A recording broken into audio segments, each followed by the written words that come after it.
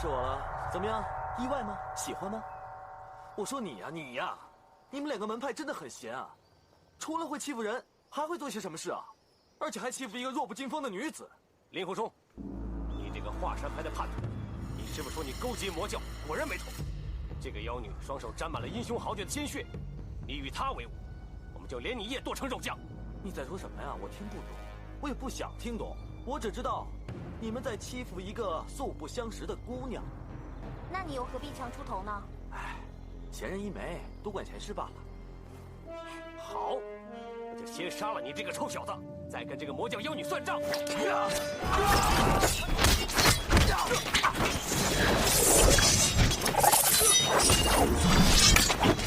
多谢。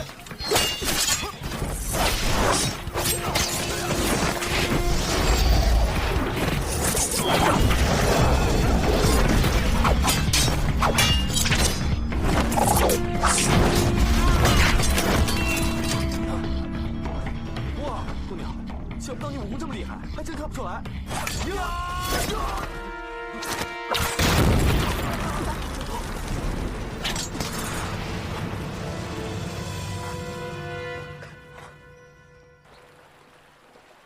哎呀，热死了！你刚才说和我素不相识？是啊，在下不是刚才和姑娘照的面吗？你当真不认识我吗？哎，姑娘，我什么时候认识你了？这是怎么回事啊？他对我就像个陌生人一样。既然素不相识，你是名门正道，而我是旁门妖道，两道一向是为敌的。你为什么愿意得罪那些正派人士，而奋不顾身的救我一命吗？也谈不上什么救不救的，我呢就是多管闲事罢了。不过姑娘的武功这么高强，在下真是佩服佩服啊！我说你对我有救命之恩，就是有救命之恩嘛。好啊。什么姑娘小姐的，我叫莹莹，你就叫我莹莹吧。莹莹，那我就叫你灵狐大哥。你怎么知道我姓灵狐？啊，刚才他们讲的，不是吗？哦，哎，莹莹，你要叫我灵狐也可以，不过这大哥二字，你看我是魔教中人，瞧不起我？没有，莹莹，我灵狐冲随意惯了，你别生气啊。哎，不过不知道为什么见到你就有一种亲切感，而且你的声音特别好听。如果这里有酒的话，我就给你喝一杯。那我们去买吧。好啊，走。走。灵狐大哥，你还没有告诉我，你为什么会在这里出现啊？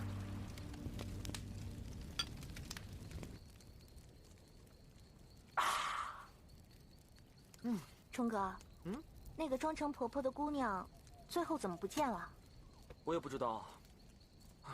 她为我付出实在太多了，几次救我的性命，又在绿竹巷教我弹琴，五霸岗上又召集各路朋友来帮我，我林狐冲真是死也难保。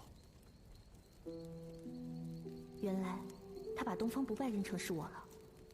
这个东方不败到底要做什么呀？好在我已经得到了爹爹的消息。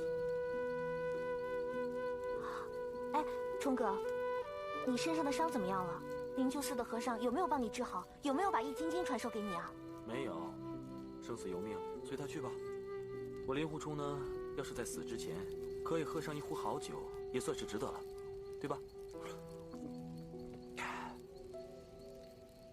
喂，姑娘，你真的不用为我的内伤而担心。我林狐冲多活一天呢，就算赚一天。我搞不好死了之后，比活着更痛快。幽冥之事，救赎渺茫，能不死当然不死最好了。我不管，反正我欠你一条命，这条命我一定还给你，要不然我心里总是不舒服。哎，你怎么了，冲哥？没事，我体内的真气又开始作乱了，好难受。冲哥，你别担心，明天我带你去一个地方，那有一个人一定能治好你的内伤。顾得了，今晚再说吧。我跟你说真气，千万别，我体内好多真气了，再给我说我就完蛋了。要不这样吧，说个故事给我听，转移我的注意力，怎么样？讲故事啊？我心中这般难过，你还要我讲故事？也好，那我就这样讲。我还真有一个故事，是我小时候我娘讲给我听的。哦，那是你们不，是你们日月神教的故事。我们日月神教确实源自西方，可是我娘给我讲的这个故事，是从一位久居中土的西方老人那里听说的。传说在西方有一个大国，叫做福林国，国内有一位学问极深的圣人，圣人的座下有一位年轻的侍者，叫做尼摩多。尼摩多，好奇怪的名字啊。有一次啊，尼摩多出去游玩，捡到了一件非常精美的衣服。最特别的是啊，那件衣服啊会讲话。哈哈，那就是一个神怪故事了，我最喜欢听了。继续。你要是再说，我就不讲了。好好，我不打岔，你接着讲。这件衣服啊，口吐人言。他说他自己是福林国属国一位小郡主的衣服，可是这个小郡主被妖人的妖法囚禁，必须有人把这件衣服交到小郡主的手里，才可以破得妖法，小郡主才能获得自由。尼摩多心生侠义，便爬过琉璃山，淌过沸水河，千辛万苦，终于把这件衣服交给了小郡主。妖法一破，这个小郡主对尼摩多心生爱慕，便要嫁给他。是吗？哎，这真是个好故事啊！这个尼摩多还真是好福气啊！唉，如果故事真的就这么结束了，那当然是皆大欢喜了。可是事情啊，并非如此。怎么了？这个尼摩多不愿意娶她啊？尼摩多当然愿意娶了，只是要回国向圣人禀明才能成婚。谁知道那个妖人居然向尼摩多施了妖法，只要他一离开小郡主，他就会昏迷。等他醒过来的时候，就会把小郡主忘得一干二净，怎么都想不起来。冲哥，如果你是小郡主，你会怎么办啊？要是我的话，我就去找那个尼摩多，找他问个清楚。我也是这么想的。可是尼摩多昏迷以后，却被另外一个女子所救。啊！尼摩多心存感激，便要娶那个女子为妻。小郡主等不到尼摩多，便到福林国去找，竟然看到尼摩多和另外一个女孩子在一起，不日便要成婚。小郡主见到了尼摩多，尼摩多却把他当成路人。什么？那这小郡主岂不是伤心欲绝的要死啊？伤心也没有用啊。于是小郡主决定自己去争取。她拿出自己的3件新衣服送给那个女子，一件明如日光，一件皎如月光，一件闪似星光。她要那个女子安排自己与尼摩多共度3日。哇，这个小郡主还真够大胆的。可是那个女子怎么会愿意呢？这有什么呀？我娘说了，福林国对男女之嫌并不大在意。只是那个女子拿了礼物之后就更加狡猾了，她竟然要尼摩多喝了迷药香茶再去见小郡主。这1连2日，小郡主都面对一个昏睡的人，她就只有哭泣了。哎，她还真是好脾气。要是我，一剑把她扎醒了再说。我也想扎醒她呀。扎我干嘛？好在第3天早上，有一个下人跟尼摩多说了小郡主的事情，于是尼摩多就没有喝下迷药香茶，这才见到了小郡主。他们回忆起了往日的情谊，就立马成婚了。那个冒名顶替的女子拿到那3件新衣，也开心的不得了。是吗？嗯。哇，这真是个好故事。我听完之后啊，体内的真气好了许多，那种剧痛感觉全部都消失了。真的？嗯。哎，冲哥，我们从这儿到你明天疗伤的地方路程还很远，要不你快去休息吧。好啊，那休息吧。嗯。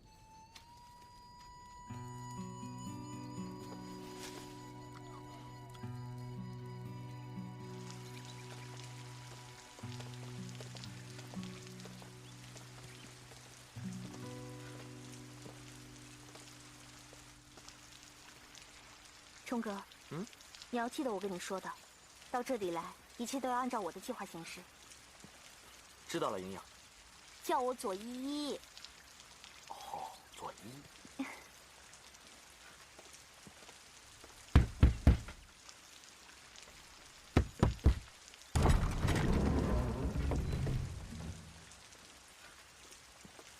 两位有何贵干？嵩山门下，华山门下弟子有事求见江南四友4位前辈。我家主人从不会客。哎，这兄台且慢。这是松生派左盟主的令牌。江南四友和五岳剑派素无来往，就算左盟主亲自到来，我家主人也未必接见。嗨，我爹的这个令牌只不过用来吓唬吓唬人。你们江南四位前辈是何等高人啊，怎么会把这块令牌放在眼里呢？只不过晚辈一直无缘拜见四位前辈，所以把这个令牌当成信物而已。阁下是左盟主的女儿？正是，我也没什么名气，你当然不认识我了。想当年，丁兄在祁连山单掌降4霸，一剑双雄，是何等的威风！小女子啊，实在是佩服。小事一桩，何足挂齿。看不出左姑娘还真是见识广博呀。武林中啊，沽名钓誉之徒甚多，而有真才实学、做大事又不愿意宣扬的清高之士却十分难得。一字殿见丁坚大哥，小女子啊，仰慕已久。客气客气客气。我爹爹说了，这一次来到梅庄，有事想请教四位庄主。不过晚辈知道，这一趟来不一定能见到四位庄主，但是能见到丁大哥，我也已经不枉此行了。哦，对了，左姑娘，那您刚刚说这位仁兄是华山派门下的？啊，他是我大哥，他可是当今华山掌门岳不群的师叔辈。可是这位仁兄的年纪……他年纪当然比岳掌门小，不过他可是风清杨老前辈唯一的传人，剑法之精，华山无人能及。敢问两位高姓大名？我叫左依依，他叫风二中。二中，哦，幸会幸会。那这样，两位请里边入座品茶等候，我这就去禀报我家主人，见与不见由我家主人决定。有劳丁兄了。有劳，客气客气，里边请，请。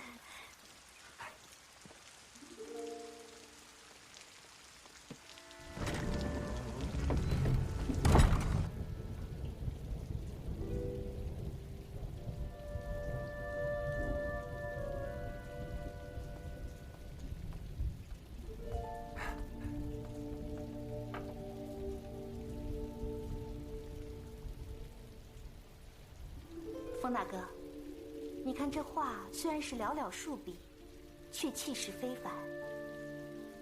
哎，我一见这“醉”字啊，我就十分喜欢。这字里面好像蕴藏着一种极高的剑术。风兄，想不到您还真是剑术的名家呀。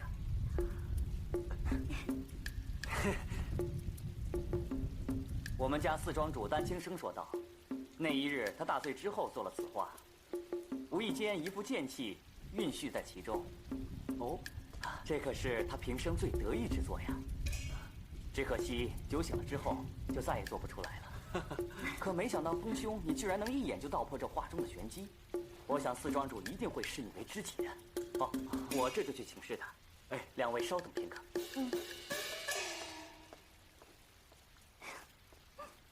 没想到你还懂画啊？懂什么懂啊？我连字都认不太全，碰巧蒙中而已。如果这四庄主啊要跟我谈书论画的话，我可就丢大脸了。别怕，有我呢。你？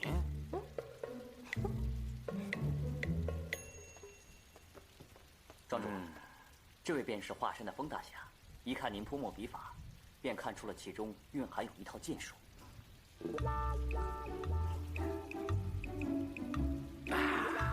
从我的画中可以看到剑法，这个人可了不起呀！这位一定是丹青生老前辈了吧？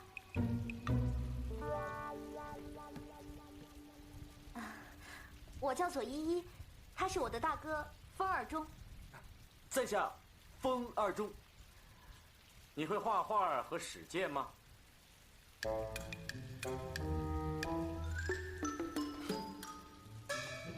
白乐天杭州，喜望诗意。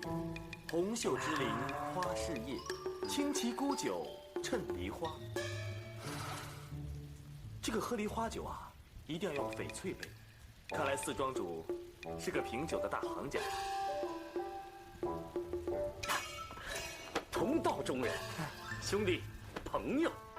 兄弟我呢，好酒、好画、好剑，人称三绝。三绝之中呢，以酒为首，丹青次之，剑道为末。来，兄弟我请你喝个痛快。好啊，来，好。左姑娘，请。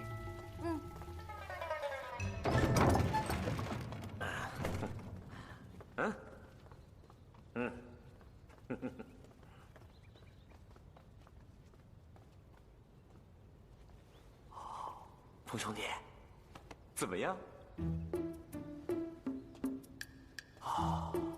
这里竟然有三锅头的陈年汾酒。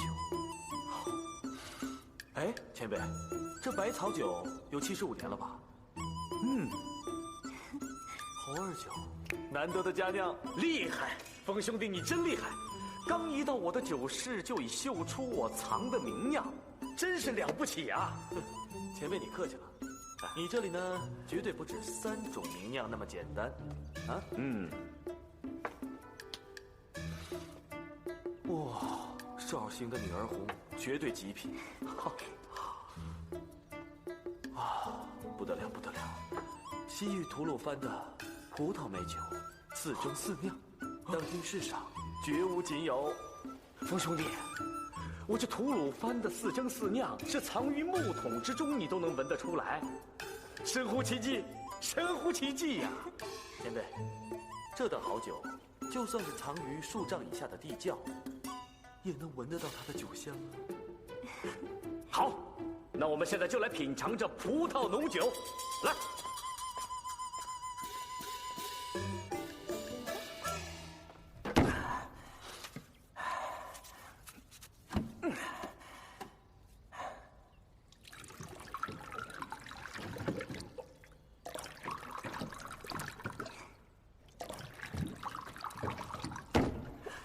风兄弟，左姑娘，请。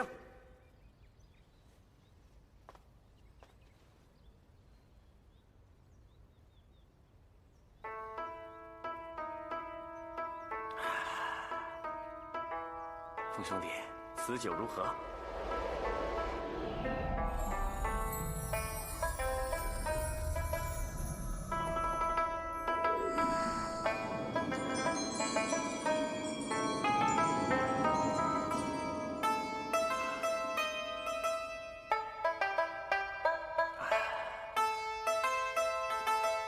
风兄弟，感觉如何？好，这酒的味道，好像出嫁的少女，又好像风月中的老手，心中有尘，尘中有心，可以说是绝妙之味。好，来。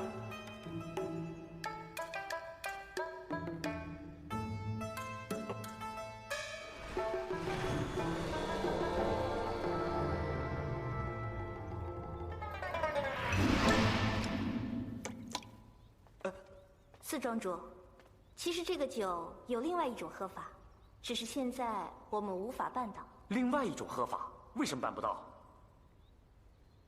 我曾经喝过此酒，当时天气寒，那个九国的前辈拿了一大块冰，把这个酒放在冰上。这个葡萄浓酒一经冰镇，别有另一番滋味。只可惜现在正当初夏，我们便喝不到这个冰镇的葡萄美酒了。这倒是个好办法。这样吧，你们就再待半年，等到冬天的时候，我们再品尝此酒，怎么样？冬天？哎呀，来不及，来不及。我想想啊。其实，如果有一人的内里极寒，便可以化水为冰。可是这江南一带似乎没有什么寒冰掌、阴风爪的高手，否则有了。风兄弟，跟我来。哎，快点儿！啊！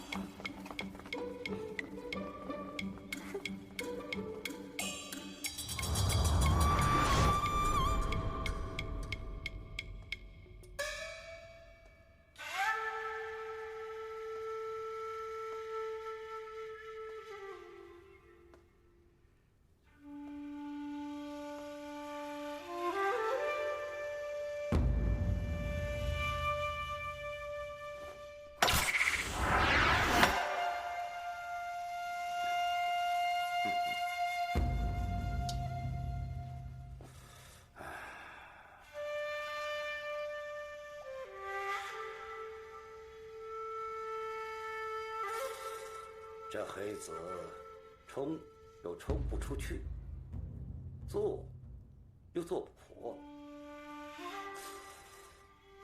这下一步咱们如何走呢？来，二位请。二哥，这次你可要帮我一个忙啊！帮什么忙？露一手以化水为冰的功夫，让我这2位好朋友瞧一瞧。我没空，正下棋呢。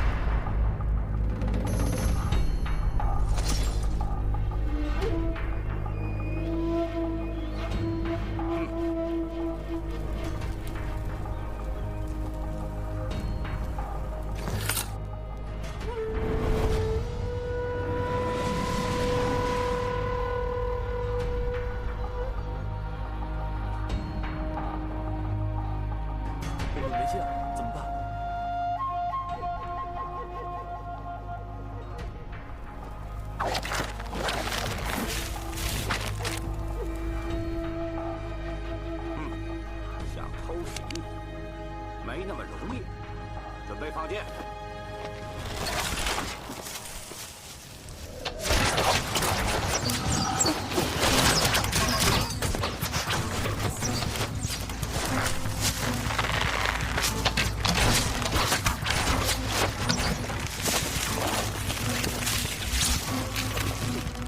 箭是有，可是人手不够。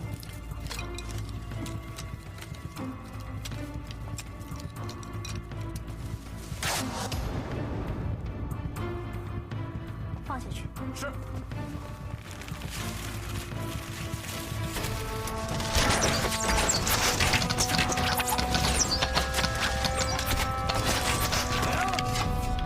不要再射箭了。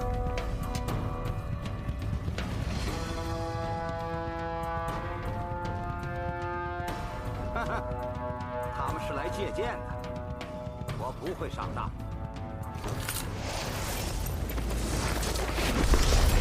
他们使的这叫草船借箭之计。快上！快上！快上！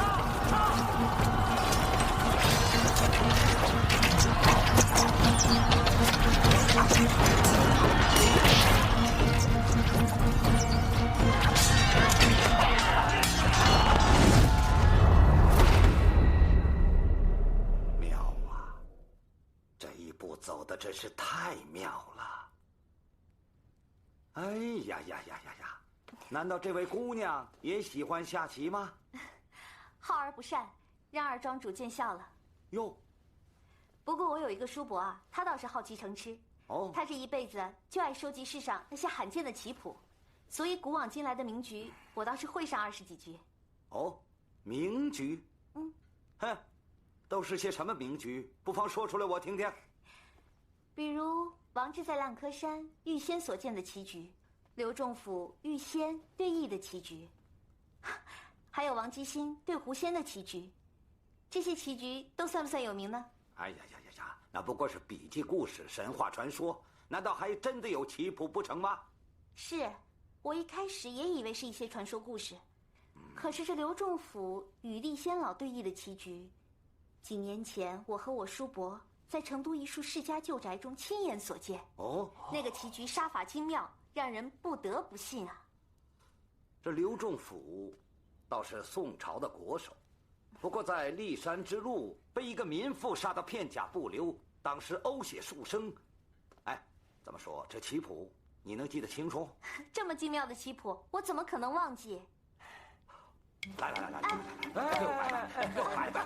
不行，你这一下起棋来都得几个时辰，不行。如果你不帮我们治兵呢，我想左姑娘一定不会帮你完成这棋局，对不对？人各有所好，真是无可奈何呀。丁谦，拿酒杯和水来。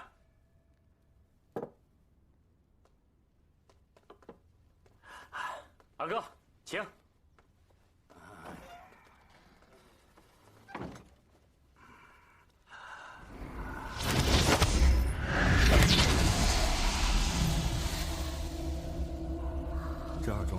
如此功力，果然了得。莫非他这门功夫可以治我的内伤，所以才带我来这里？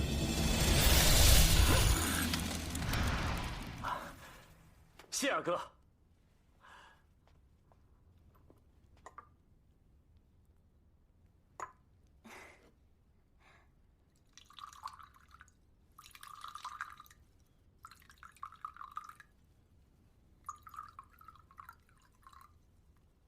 二位，请，多谢。多谢。二哥，来，干杯！来，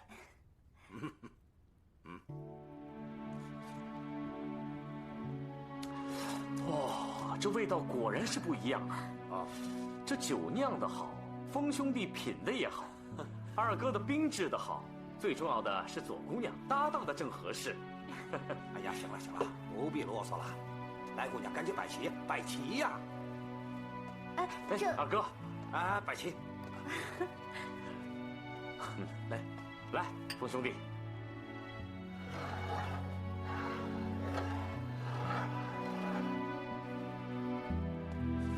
哎呀，妙啊，真是绝妙啊！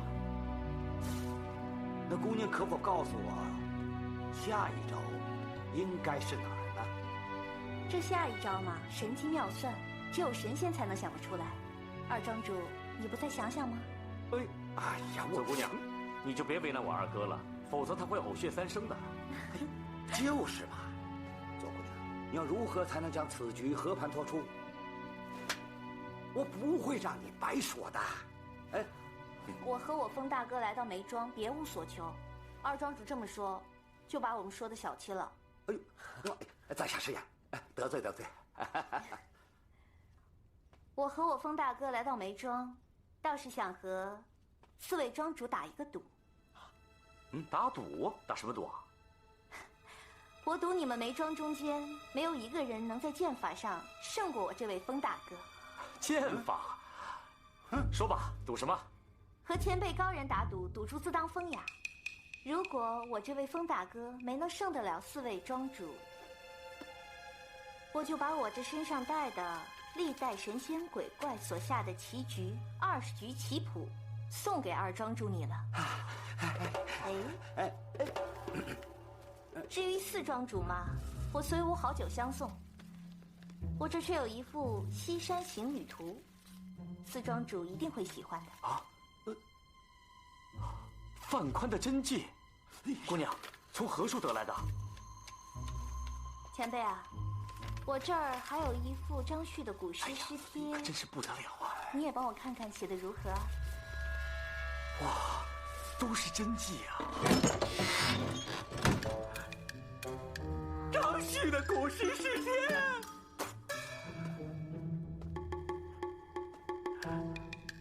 二位，这是我三哥秃笔翁，痴迷于书法，不在我对字画之下。真迹，张旭的神迹啊！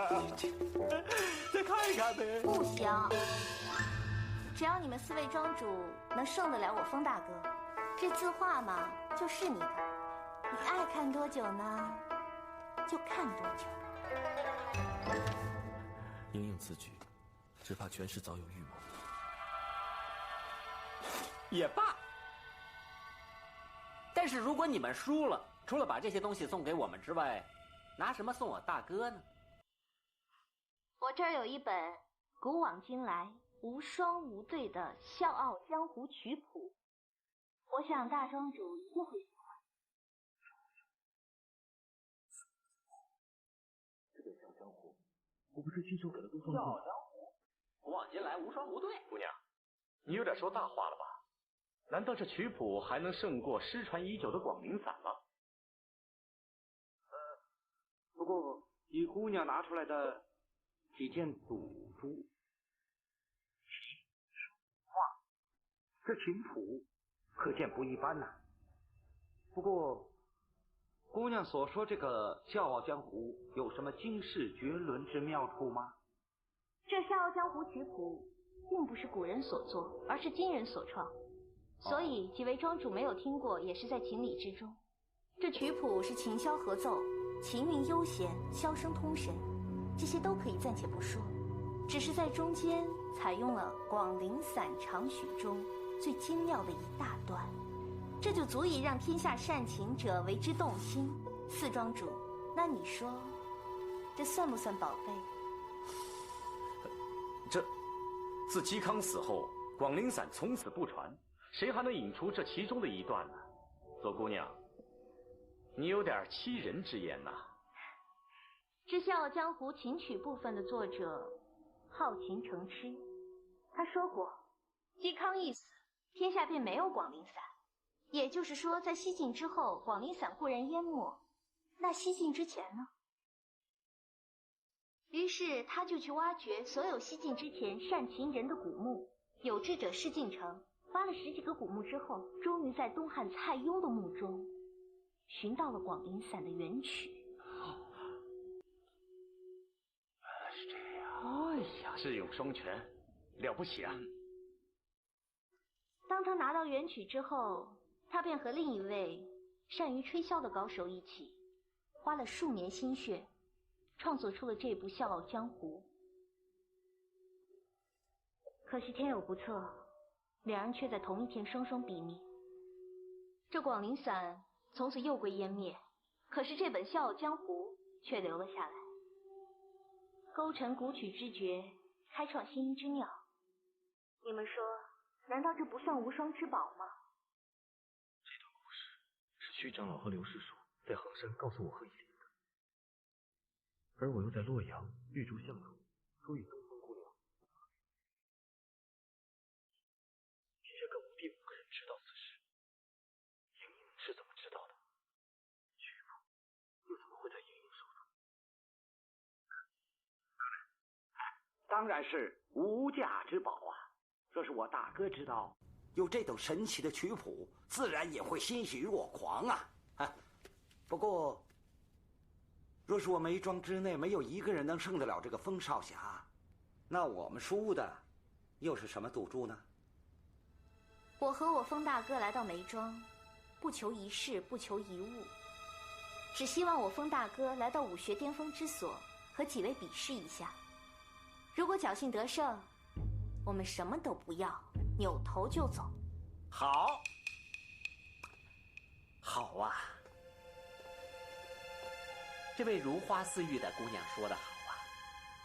她说像我一样俊俏的风兄弟真能赢了我们梅庄四友，尤其是我，那可算是名震江湖了。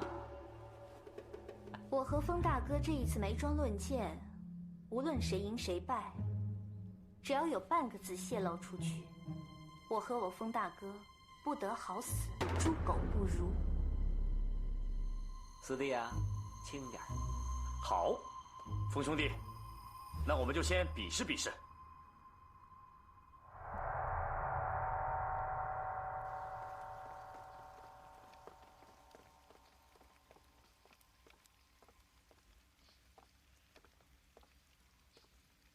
风兄弟，你的剑呢？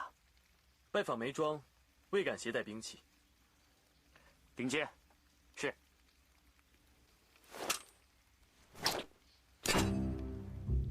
风大哥，四庄主的剑法通神，你只需学得一招一式，便可以受用终身。那是自然。请，且慢。这梅庄之中，丁坚也会使剑，何必四弟亲自出手呢？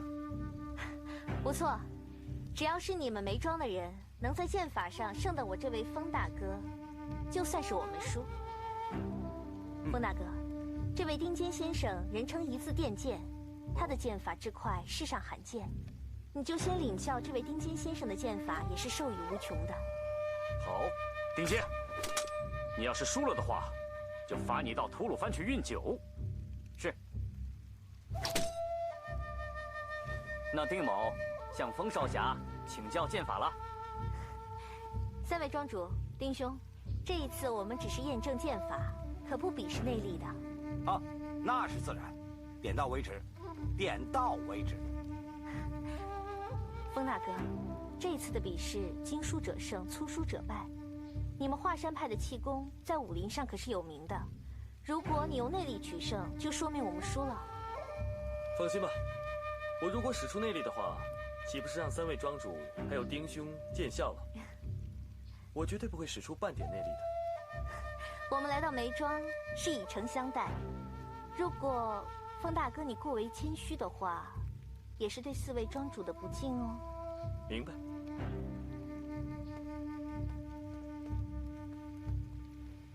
风兄，请。丁兄，请。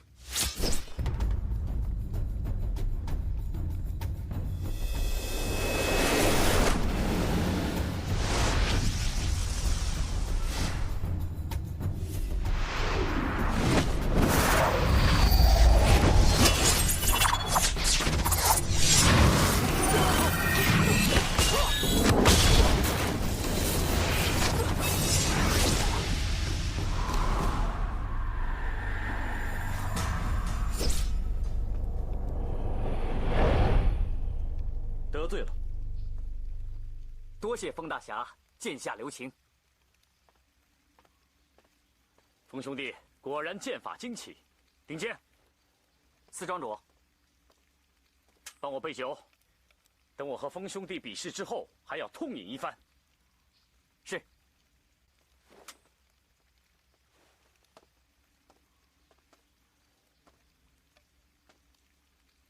4庄主，请多多容让。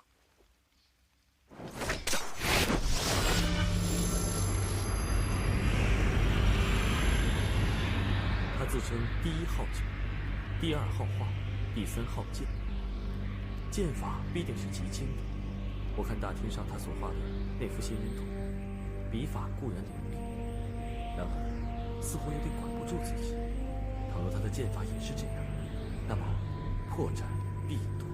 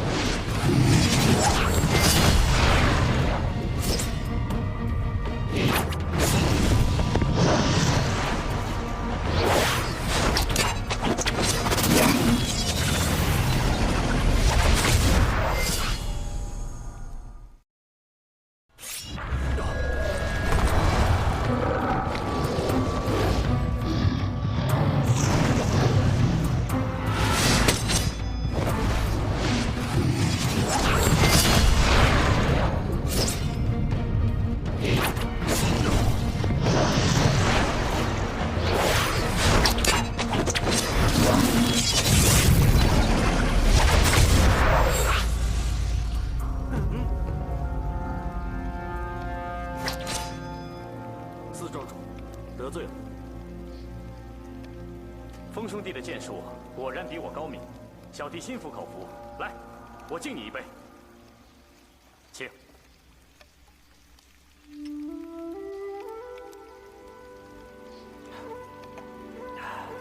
我刚才跟4庄主拆了10几招，4庄主1招都没输，所以呢，我们算是胜负未分啊！不，其实第1招我已经输了，以后那10几招都是多余的。我大哥说我风度不够，果然不错。不，4庄主，我看你不只是酒量高，风度更高。在梅庄4友当中啊，属我的武功最差。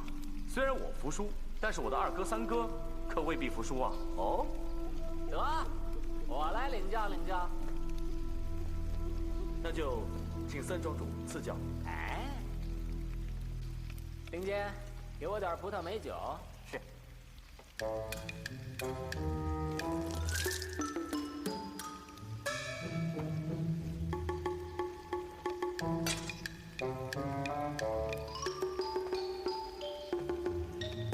既然风公子是这位貌美如花姑娘的朋友，也就等于是我的朋友。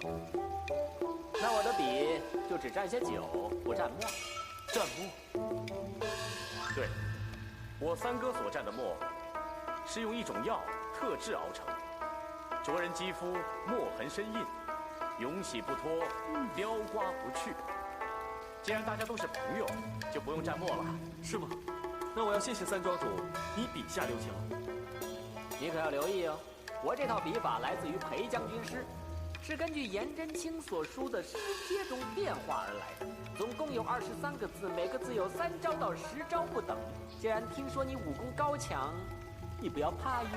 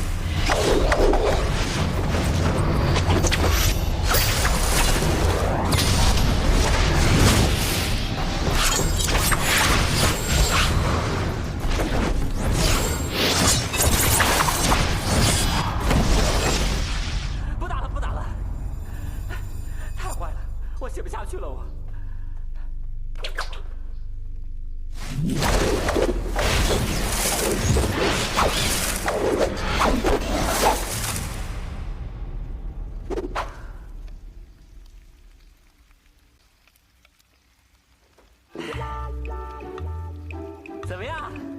啊，好字啊！就算是鲁公在世，他也写不出这样的字啊！真是龙飞凤舞，笔走龙蛇。风兄弟算是武功强那么一点点，不过我字写得好啊。你算是玉树临风吧，不过我风流倜傥啊！我们两个也算是不分胜负吧，是吧，姑娘？是，两个人啊各有所长，不分胜负。三哥，没有我的好酒，怎么能写出这样的字呢？好了，你二人呐，也不要说大话了。啊，这位风兄弟，我的3弟4弟天生顽皮，绝非是输了不认呐！啊，嗨，我知道，所以现在也是双方不分胜负。那我的这些东西也没有输出去啊。好。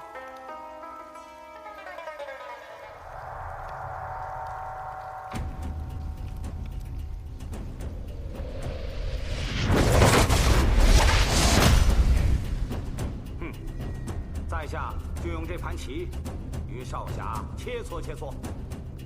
听说二庄主的那块棋盘乃是一件宝物，可以吸走所有的兵器还有暗器。风大哥，你可要小心了。哎呀，这位姑娘，真是博闻强记。其实，在下这副棋盘并非什么宝物，乃是一块磁铁，可以吸住铁质的棋子，是为了在舟中船上与人博弈，颠簸之时不致乱了棋路。好在眼有提醒，否则长剑给他棋盘吸住，不用打就输了。那就请二庄主多多指教了。请。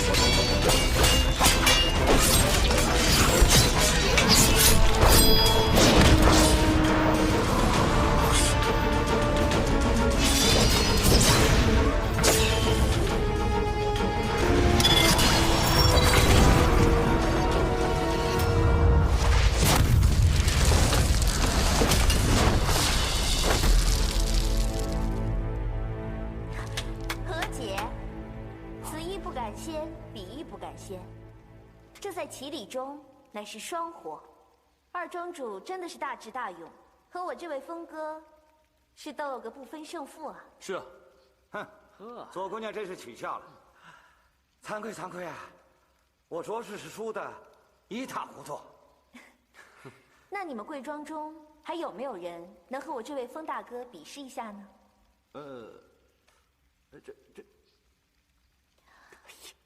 你怎么？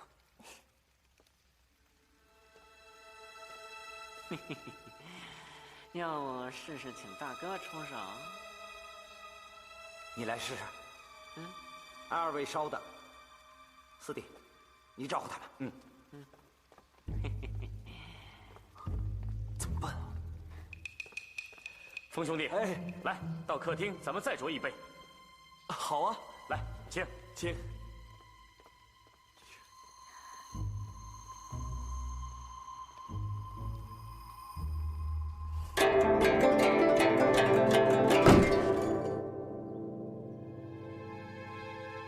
两幅字画，几局棋谱，就把你们迷惑成这样，玩物丧志，可耻！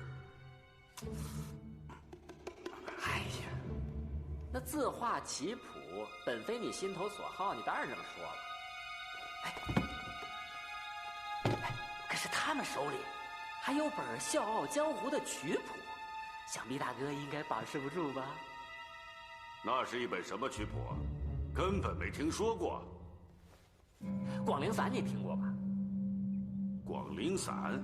哎，听说这《笑傲江湖》的曲谱就是以广陵散为原本创作的。可这广陵散，早在西晋嵇康之后就已经失传了。他们说，他们从东汉蔡邕的墓里给挖出来了，还能有假吗？啊，二哥，说话。大哥，这曲谱我看过了，肯定是真的。不过这么稀罕的曲谱，只有大哥您亲自瞧瞧，才能辨别真伪呀。好吧，既然如此，见见也罢。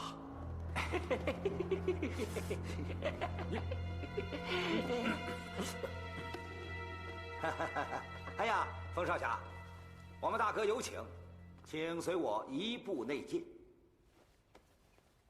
多谢。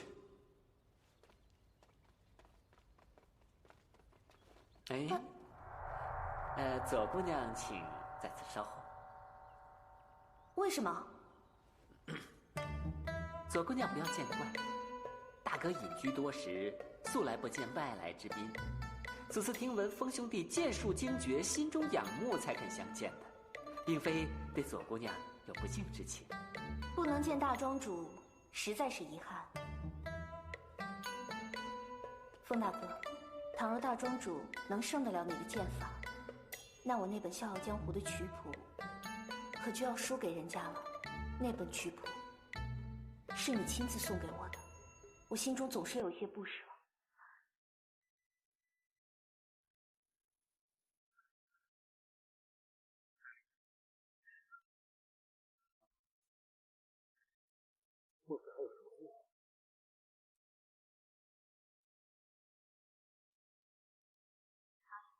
我又再操疼你，你拿着它去见大庄主吧。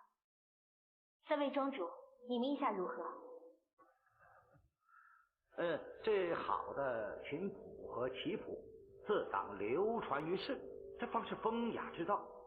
至于是副本的话，大哥肯定不会介意。原本姑娘要留作纪念，自当理解，自当理解啊！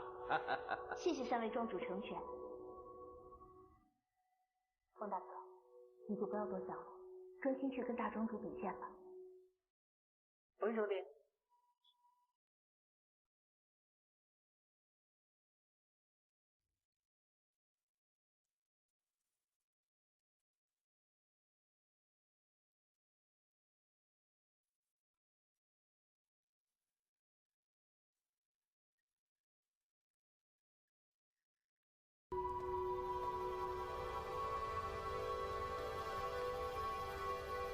晚辈参见大庄主。听说风少侠是风老先生的传人，老朽对风老先生的为人和武功十分仰慕，但只可惜缘浅一面。今日能得见风老先生的传人，老朽也算是大为平日之愿了。不知道风少侠是风老先生的子侄吗？晚辈是风老先生后传弟子，只不过晚辈资质愚蠢，我达不到风老先生精妙剑法的1/10。上下过谦了。如果风少侠的功力抵不上风老先生的1/10，那我的兄弟3人就轻易败在少侠的手上，足可见风老先生的功力，那真是深不可测呀。晚辈只是和3位庄主随意过招，并未胜负之分，切磋武艺而已。年轻人不骄不躁，甚是难得。庄主过奖。闻听少侠有一部群谱叫《笑傲江湖》之曲，奥妙非凡，世间罕有，而且其中还掺杂了广陵散的部分精华。老朽也是颇爱音乐之人，可是古谱之中从未听说有此群谱。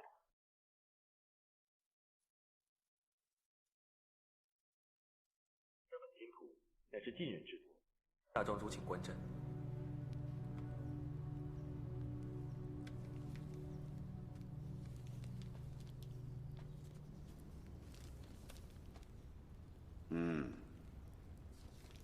此曲乃琴箫合奏之曲，曲谱很长啊。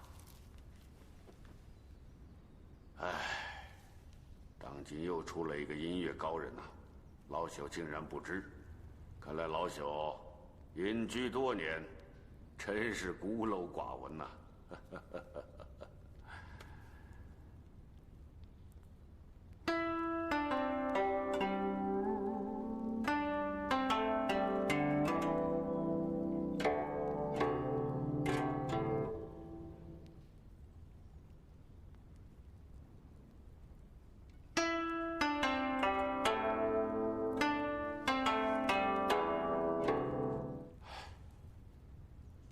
此曲谱变绝变指如此迅捷，敢问少侠能在此处弹得出吗？却能够弹奏得出。风少侠如何得知？莫非也是此道高人？晚辈自然不会，只不过晚辈曾经听过2次，一次是一人弹琴一人吹箫，2人琴箫合奏，这曲谱就是此2人撰作的。哦，那另外一位弹琴之人呢？另一位是一位女子。女子？请问少侠，这位女子是谁？她多大年纪？是，她是什么人？她摘掉斗笠，的确是东方姑娘，可收琴谱时，我又的确看不出她的容貌。难道收我琴谱的真的是莹莹？前辈，我当时听她弹琴的时候是隔着帘子的，所以我并未看清她的容貌。至于她的年龄，晚辈也不太清楚。我只知道，我当时是叫她婆婆的。婆婆？敢问少侠，那位婆婆琴弹得好吗？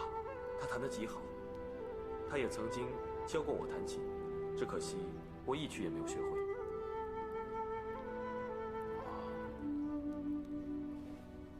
不瞒少侠说，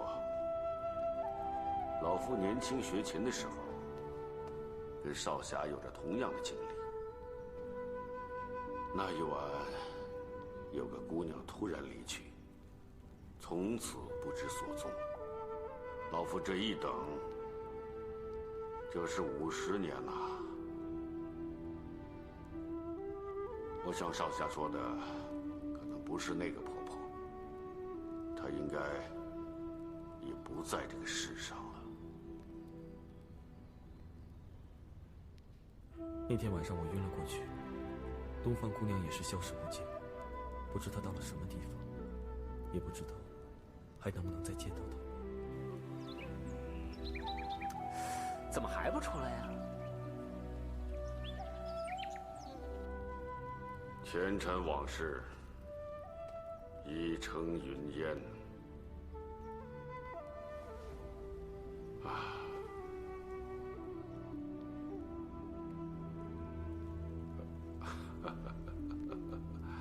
老朽怎么会在少侠面前谈到此事？老朽惭愧得很啊！怎么会呢？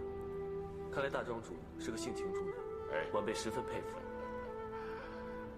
正所谓宝剑赠烈士，创作此曲谱的作者也希望此曲谱能够找到知音，避免永久失传。庄主，此曲谱是超唐的副本，如果庄主不介意的话，就请收下吧。所谓无功不受禄，老朽与少侠是萍水相逢，怎好收此厚礼？还给少侠。风少侠和左姑娘必领我庄，必有要事见教，少侠不妨直言。实不相瞒，大庄主，我跟随左姑娘来到贵庄的时候，我对于4位庄主的大名是闻所未闻，我更不知道这世上还有孤山梅庄这个地方。晚辈孤陋寡闻，实无所求。老朽本来也十分奇怪，我兄弟4人久居梅庄，江湖之人很少知道，况且与那5岳剑派素无瓜葛，怎会又寻上门来？好，风少侠如此坦白，老夫绝不赚你的便宜。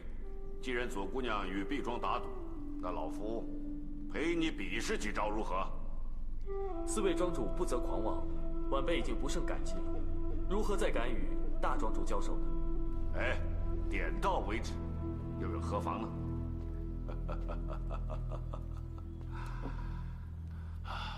风少侠就以此箫为剑，老夫以这瑶琴作为兵刃。虽然这2件乐器不能说价值连城，但在江湖之上极为罕见。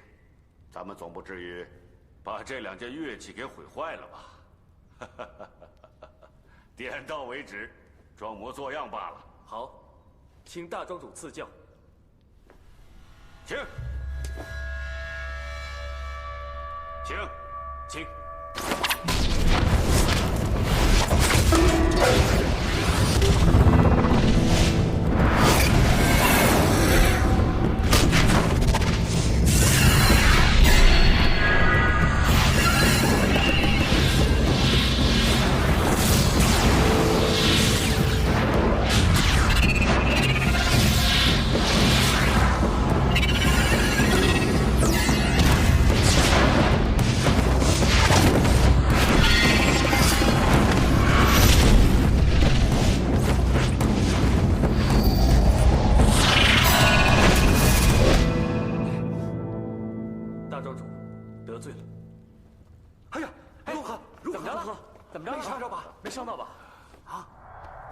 风少侠的剑法固然罕见，但是其内力更令老夫佩服。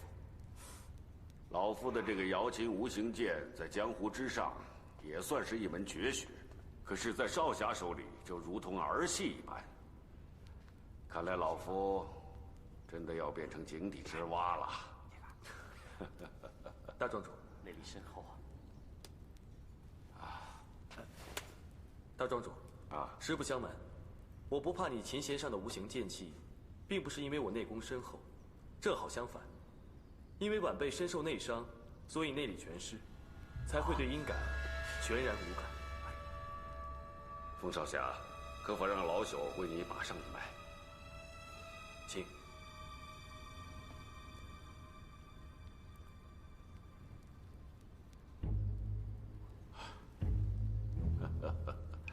老朽迂腐，真是迂腐啊！真没想到，没想到啊！这位少侠，为何将此等秘密相告？大庄主，刚才比试的时候，我刻意隐瞒，已经存心不良了，怎敢继续欺瞒呢？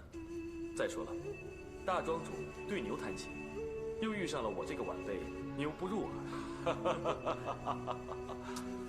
看来老夫的这个瑶琴无形剑还不算是一堆废物，不至于成了断弦无用剑啊！哎呀，这位少侠真是坦荡。不过你不怕说出这个秘密，我们兄弟4人会加害于你吗？4位庄主都是英雄豪杰，并非小人，所以在下并不担心。风兄弟和我们4兄弟一见如故。你现在体内受伤而内力全失，我大哥那里有一至交医术传神，只是脾气有点古怪。好，这倒无妨。看在老朽的面子上，肯定会为少侠医治。不知道大庄主所说的，是不是平医指大夫？哎，正是。半个月前，平大夫已经替我把过脉了，他说无能为力。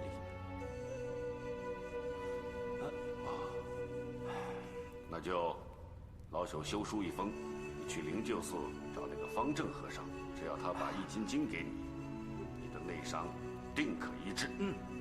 多谢大庄主美意，只可惜这易筋经只传本门弟子，所以4位庄主的美意在下心领了，生死有命，由他去吧。这也罢。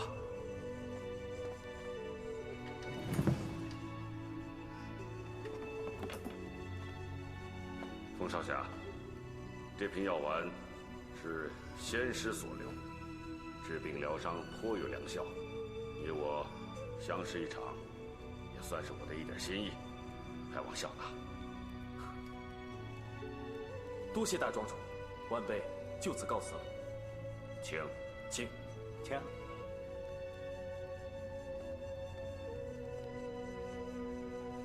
跟着。既然梅庄之中无人能胜得了我的风大哥，那3位庄主，我们就告辞了。告辞。且慢。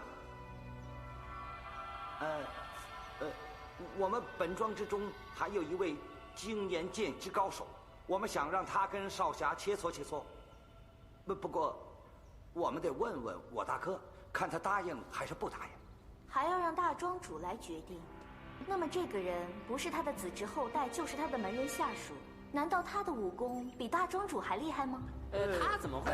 怎么会呢？这个着实不便告知。不过能不能比试，真的问过大哥以后方才知道。2位稍等片刻。既然如此，我们等等也无妨。您快去快回。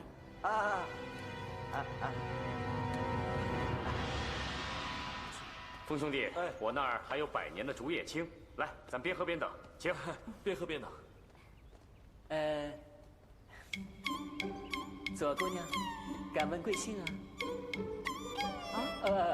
敢问左姑娘芳龄？这样，我吟诗2首。不行，既然我们4兄弟输了，不管他有什么宝物，都不能有非分之想。大哥呀，其实你仔细想一想啊，在这梅庄之中，有1个人能赢他呀。你说是关在囚室之人？对呀，只要他愿意跟这个风少侠比划比划啊。万万不可！二弟，难道你忘了我们为何要隐居于此？我们担当的是什么？哎呀，那老东西关在那里边是插翅难飞呀。依我之见，那老东西的武艺倒是比风少侠略高一筹。只要他俩一比，那风少侠一输，那些宝物不都成了咱们的了吗？我告诉你，绝对不可！我出了任何差错，岂是你我所能担当得起的？哎呀，大哥，为弟当然是有万全。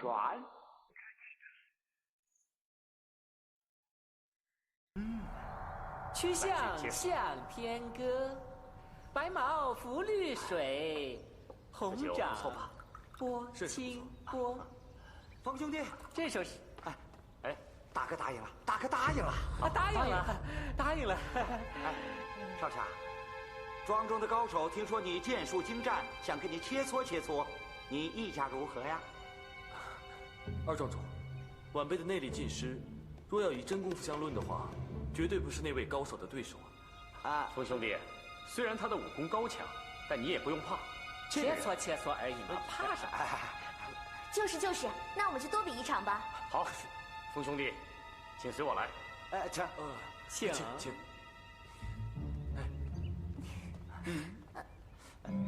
左姑娘，你还是吃点喝点，在这儿稍歇片刻吧。不行，我不放心，我非要跟着去。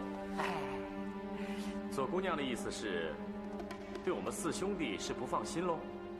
那倒不是，4位庄主我当然信得过，可是我并不知道我风大哥一会儿和哪位高人比试，我当然不放心了。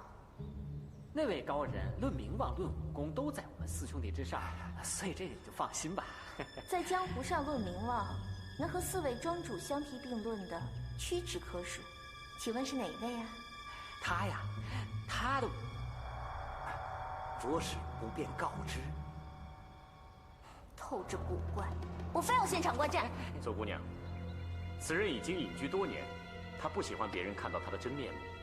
不能看他的真面目，那我的风哥怎么跟他比试？我们简单，只要是戴着面罩，就露2个眼睛，这样的话不就可以不见？哼，既然如此，我也可以戴面罩啊。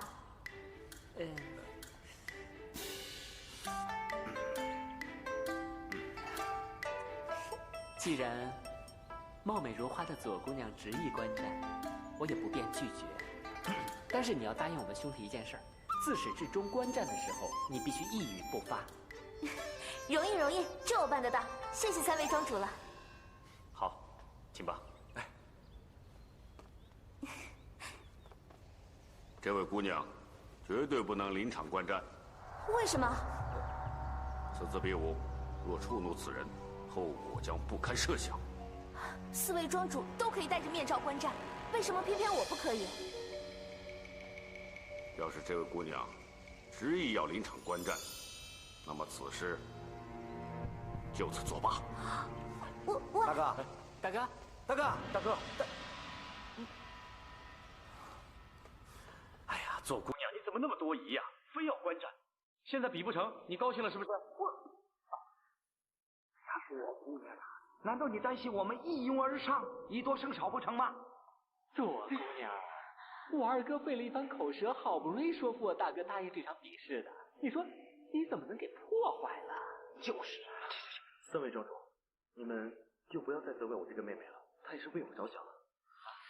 算了，我们一人让一步，大不了我不看了。确定吗？不过，你们要保证公平。绝对呀！我们是那种卑鄙的人吗？我相信呢，3位庄主都是高人雅士，绝对不会使诈的。我是一切小心为上嘛。3位庄主。 我和我风大哥有几句话要说，请便。来，干什么？风大哥，一会儿你见到和你比剑的那个人，就跟他紧紧握手，然后把这个交到他手上。事关重大，小心行事。我知道现在你已经很糊涂了，我答应你，事成之后。 我把这件事情的来龙去脉全部都告诉你，好吗？风大哥，一会儿比试你要好好比呀。如果你比输了的话，我身上这些无价之宝，可都要输给人家了。放心吧，交给我。风兄弟，请。请。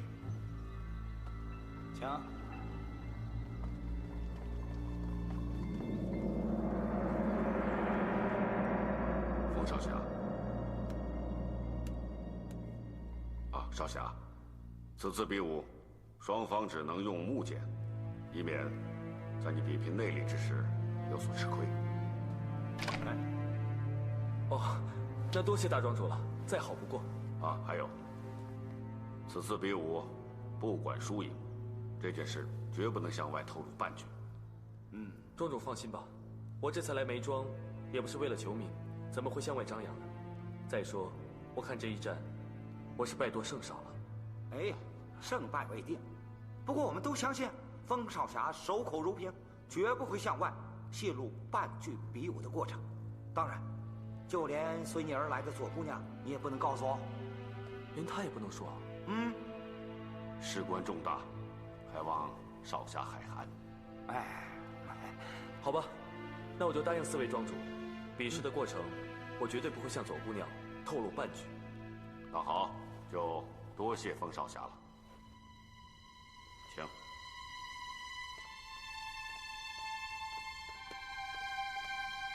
请。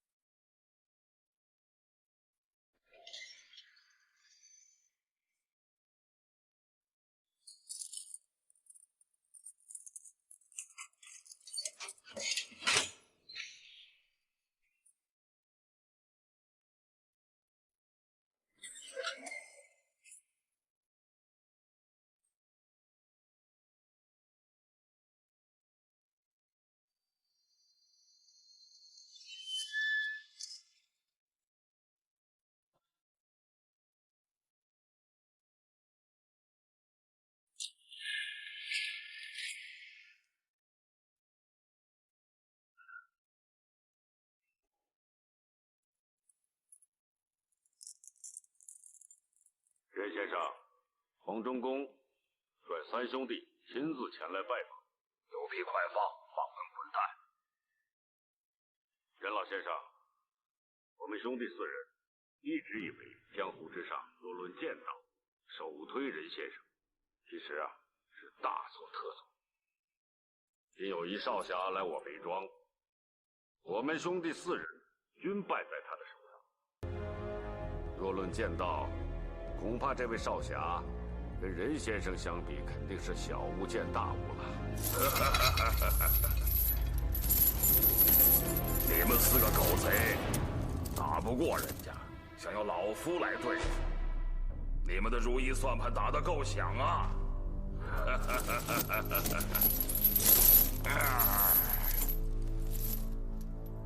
任老先生，这位少侠说，他的剑法得自风清扬风老先生的真传。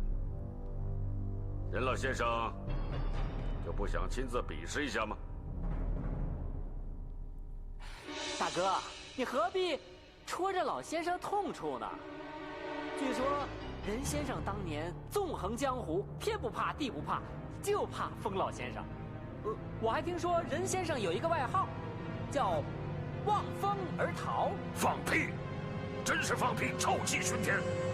三哥，你错了。任先生的绰号不叫望风而逃，叫闻风而逃。你们想一想啊，如果任先生能看得见风先生，证明距离不远，那风先生一到，那任先生是逃不掉的，对不对？是嘛？是。所以这个任先生见到风先生，他就会马上逃掉，有如丧家之犬，对不对？哎，有道理，有道理。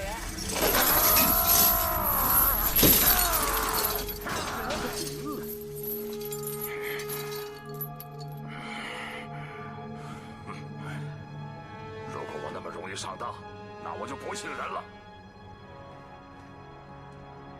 大哥，我看这任先生一听说这个小兄弟是姓风的，这任先生就魂飞魄散了，心胆俱裂了。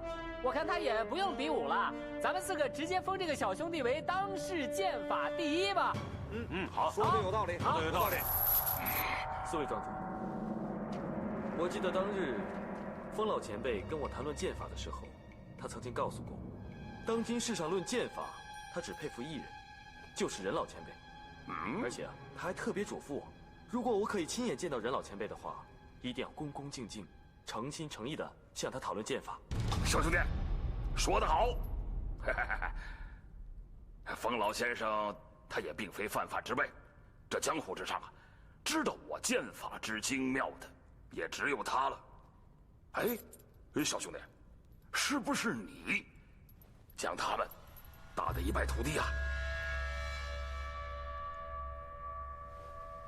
嘿，你总算是给我出了口气呀，小兄弟，跟我说说你是怎么将他们打败的？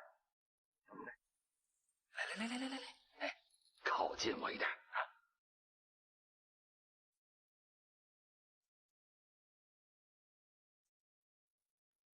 在梅庄第一位和我比剑的是一字电剑殷坚。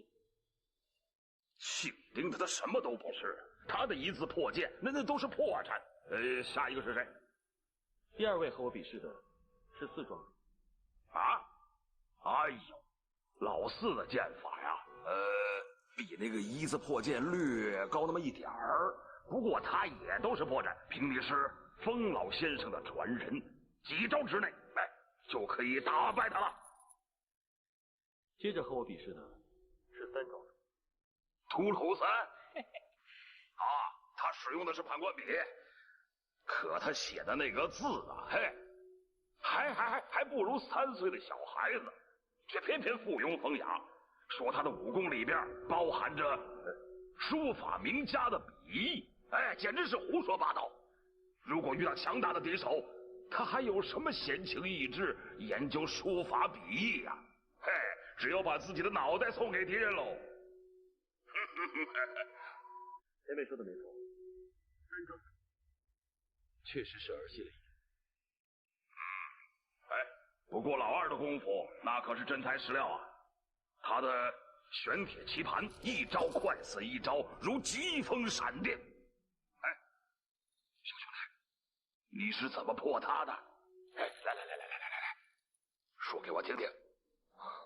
这个破字呢，倒不敢说，只不过我出的第一招就要让他不得不防守。哎，小兄弟，第二招呢？第三招呢？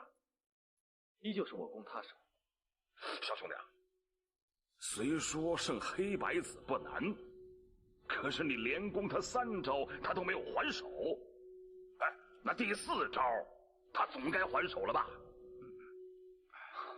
形势依旧没变，我攻他手。那你一共攻了他多少招，他才还手的？晚辈随意出的招，我也记不得了。哎，这位少侠，你是过谦了。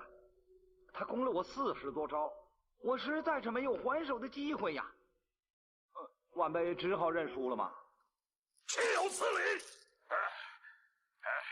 虽说风老先生是华山剑派出类拔萃的人才，可他的剑法也毕竟是有限的。既然你攻了他40多招，他都没有来得及还手。哎呀，晚辈所言绝非儿戏呀！这位少侠的剑术那是出神入化。想想当今武林，只有任老先生有此功力跟他切磋技艺了。一堆屁话，更臭不可闻，滚！这少侠的剑术可以说是登峰造极呀！想想当今武林中，恐怕也只有任老先生有此功力跟他切磋技艺了。一堆屁话，更臭不可闻，滚！小兄弟，黄忠公与黑白子的武功不分伯仲，他的武功也甚是了得，难道你把他也升了？晚辈因为受了内伤，内力缺失，所以大庄主的七仙无形剑对晚辈全然无效。果然有趣。哎，小兄弟，能不能让我见识见识你的剑法？前辈如果要胜过在下的剑法，我相信是10拿9稳的事情。只不过要请4位庄主答应在下一件事情。好，少侠请讲。如果任前辈赢了，这些珍宝固然是送给4位庄主，不过要把它放离这个囚室。不可能，这不可能！哎，小兄弟，你可真是异想天开呀！这4个狗贼那也只是奉命行事，怎么敢放老夫呢？小兄弟，这么跟他们说话呀，那是抬举他们喽。少侠肯定是看着地牢阴暗潮湿，动了恻隐之心，甚至对我们兄弟4人略有过分。冯少侠有侠义之心，老夫绝不怪你。但是，若将任先生放了出去，那武林之中必定是天翻地覆，多少人死在他的手上，江湖将永无宁日。没错。不过杀人不急，让老夫先领教一下风老先生的剑法。这位少侠，这位老先生剑法极奇，而且下手狠毒啊，可要小心啊！多谢4位庄主指点，少侠多加小心，请。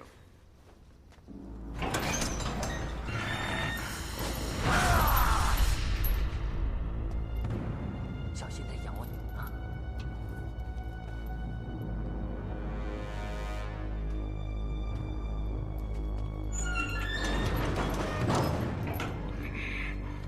晚辈见到任前辈，真是荣幸之至。别客气，小兄弟，你来解我寂寞，我求之不得呀。油灯可以放到旁边吗？哎，可以。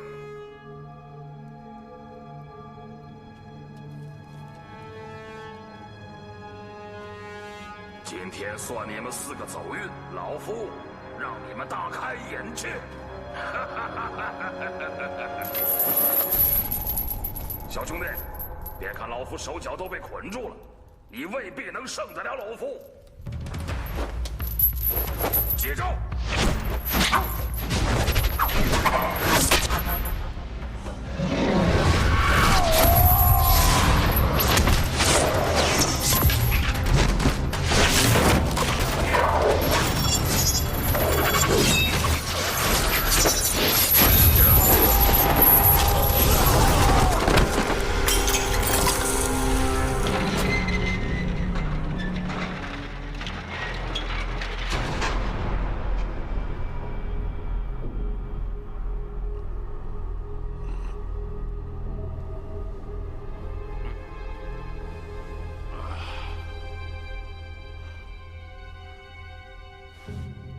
四弟，醒醒，四弟！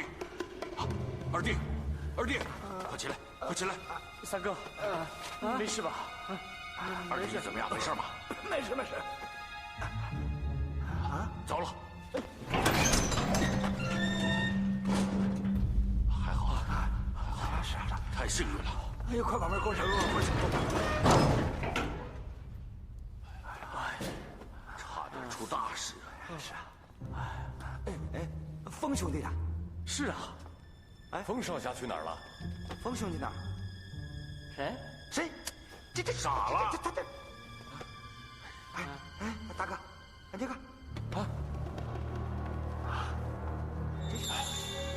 琴谱，还有棋谱，哎，宝物，三弟，这你的宝物啊！哎呀，棋谱啊！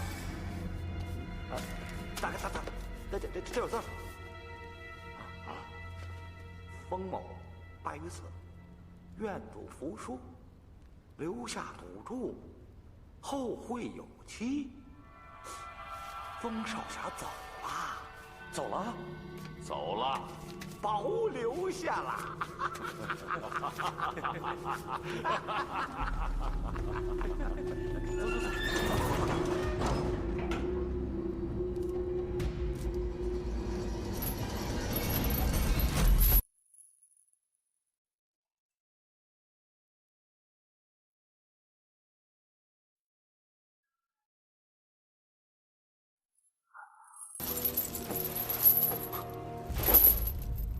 为什么锁住？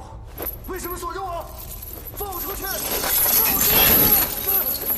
放我出去！难道他们把任前辈给放了，拿我做替死鬼？那莹莹呢？莹莹会不会有危险？放我出去！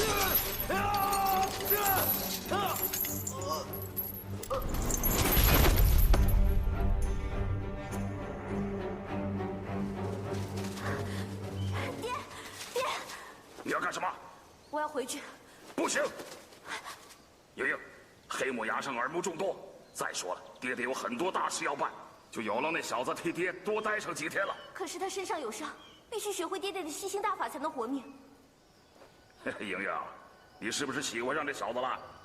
爹也觉得这小子剑法不错，人品不错，我也挺喜欢他的。他的伤我看了，停几个月没有问题。等爹办完大事以后再来救他。可是爹爹，就这么定了，走。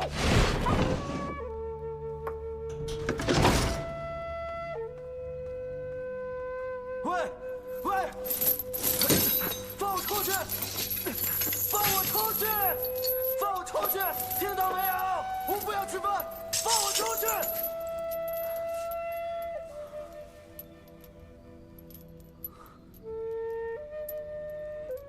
不吃白不吃。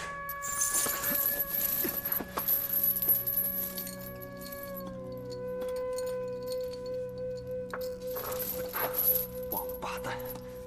等老子出去以后，把你们这些兔崽子全都杀了！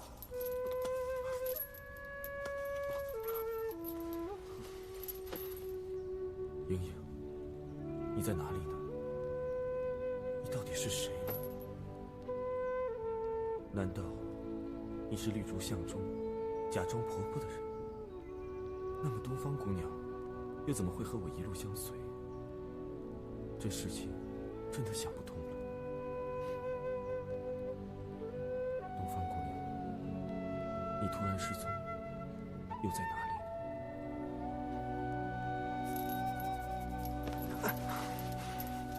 什么鬼地方？怎么这么多虫子？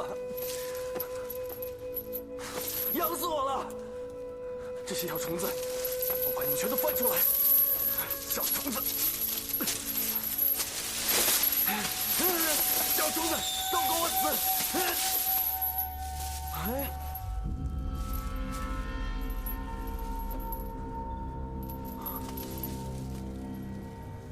老夫生平快意恩仇，杀人如麻，囚居火地。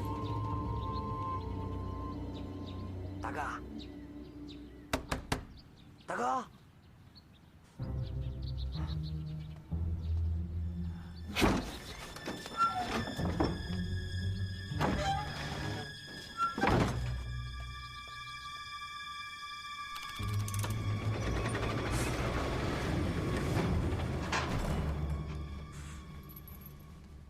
莹莹姓任，任前辈也姓任，难道他们两个有什么关系吗？自将老夫神功精要留于此，后世小子习之，能当纵横天下，老夫死而不朽也。哼，这个人我行啊，口才真大，什么纵横天下、神功盖世的，要真那么厉害的话，怎么会在这里关那么久啊？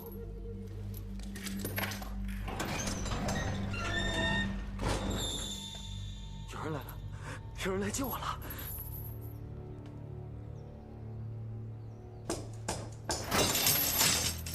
任先生，我是黑白子。今儿初一，我又来了。您看我给你提那个事儿，您答应还是不答应？黑白子，他把我当成是任先生。任先生，想你是一世英豪啊，难道你真想在这牢狱之中与这浮屠同朽吗？那日见你与风少侠斗剑，可见你风采依然呐。哎，当着我那几个兄弟的面，你也没揭穿我，可见你的诚心。就您这身功夫，要真能出去，天宽地广，无论男女老少，您想杀谁就杀谁，岂不快活？只要您答应我的要求，我就能放您出去。任先生，任先生，哎呀，任先生，你真是太任性了。行，那我下个月初一再来吧。你要我答应什么事情啊？哎，先生，您是答应我了？你让我答应你什么事情？哎呀，先生，这12年了，每个月初1我都来，您这不是明知故问吗？年纪大了，脑子不好使，你再说一次。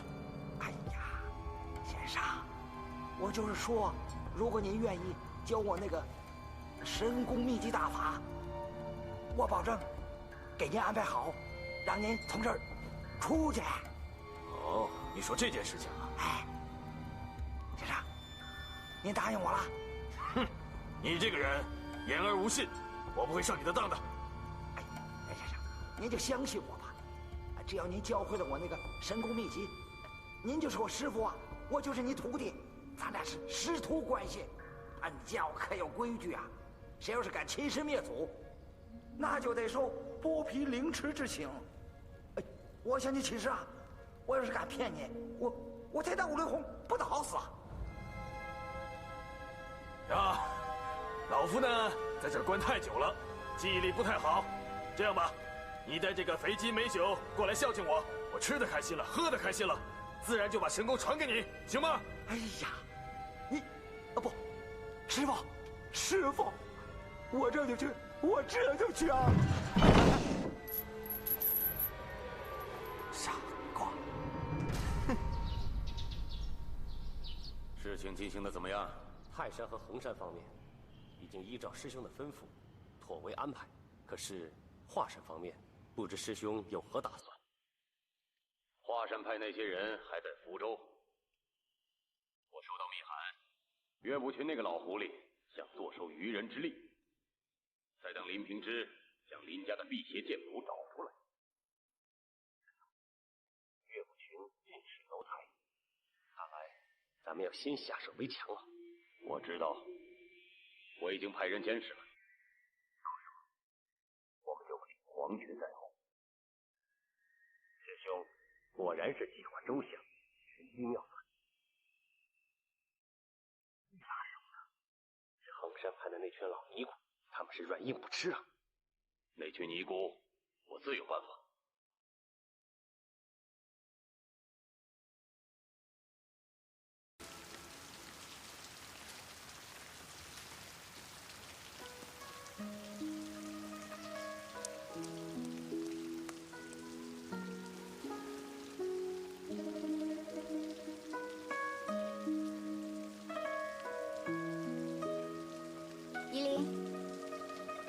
夷陵师妹，夷陵，你又在想着令狐冲了？我不是跟你说过6根清净吗？你又何必再为世俗的事烦恼呢？再说他勾结魔教，放荡不羁，令狐大哥不是这种人，岳掌门一定是误会他了。不管怎么说，他已经被逐出华山派了。再说师傅跟师叔都已经跟我们说过，看见他都是要躲避的。总之，我相信令狐大哥绝对不是坏人。你呀，还是那么固执。掌门召集了，咱们赶紧走吧。走了。左盟主派人来说，魔教正在调动人马前赴福州，阴谋抢夺林家的辟邪剑谱，而华山岳掌门跟宁女侠也身在福州，名为做客，实为暗中保护林平之。魔教人多势众，华山派势孤力弱。掌门师妹，我们要不要下山接应他们？左冷禅这个人居心叵测，这件事情没有那么简单。这样吧，定静师姐，你带一部分人前往福州，万一魔教真的要抢夺辟邪剑谱，你一定要出手协助华山派。我留在这里，有什么变化会立刻飞鸽传书通知你。是，掌门师妹。事不宜迟，明天一早就上路吧。是。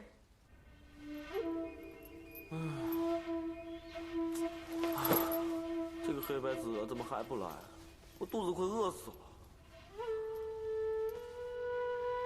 对呀，到时候他来了，我拿什么武功秘籍传给他呀？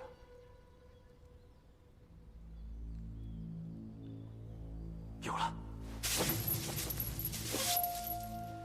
当令丹田，常如空香，横似深谷，空香可储物，深谷可容水，若有内息，散之任脉。不可能啊！师父平常教我们修炼内功，都是要气冲丹田的，内息绵密，内功才能深厚。可是这些口诀，偏偏是在教我们丹田之中没有内息。那没有内息的话，这内力如何而来啊？哼，哎，这个人我行啊，一定是在牢房里憋得慌了，所以才会编这些害人的口诀。哼，哎，我之所以呢内伤难愈，是因为我体内有很强的6道真气，所以平一指大夫才没有办法医治。方丈大师也说了，只有易筋经才可以将我体内的真气化解。唉，可悲啊，可悲！哎，我怎么没想到啊？所有人都怕失去内力，可是我偏偏不怕呀，因为我早就没有内力了。对呀，如果我这个没有内力的人来练这个害人的口诀，会怎么样呢？试试吧。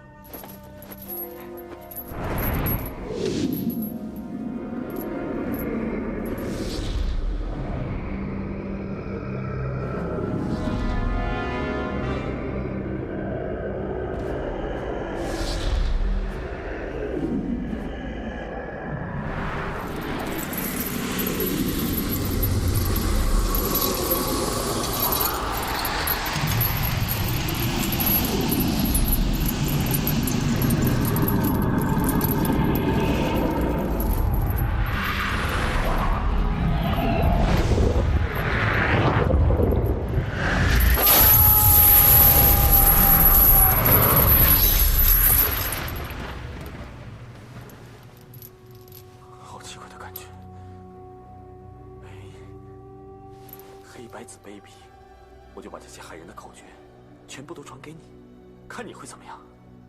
哼，二弟，大哥，啊，二弟，您这是要出远门啊？东方教主失踪了，愚兄接到指令，即刻赶到黑木崖。黑木崖？哦，对了，你和3弟、4弟一定要好好看守，千万不要出任何差错。是，大哥。好，那我走了。不远送。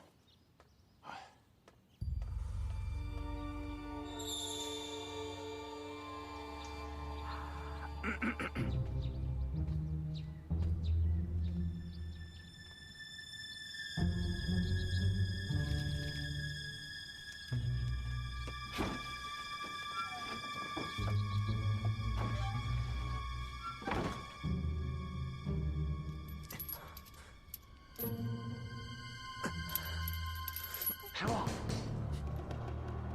我是黑白子，我把飞机美酒给您带来了，你可千万别生气啊！我大哥今天有事儿出门去了，我才有时间给您送过来，你千万别介意啊！好了，那你将飞机美酒递进来。哎。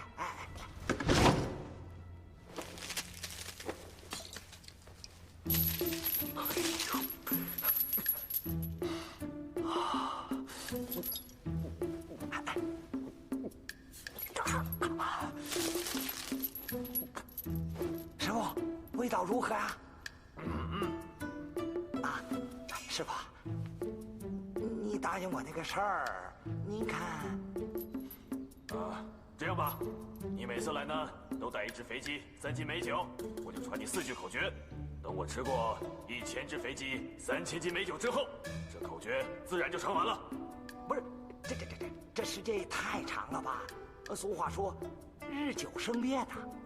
哎，要不这样吧，我每次给您带2只肥鸡、6斤美酒，您一次教我8句口诀，如何？你这个人怎么那么贪呢？好了，我今天先传你4句。您说。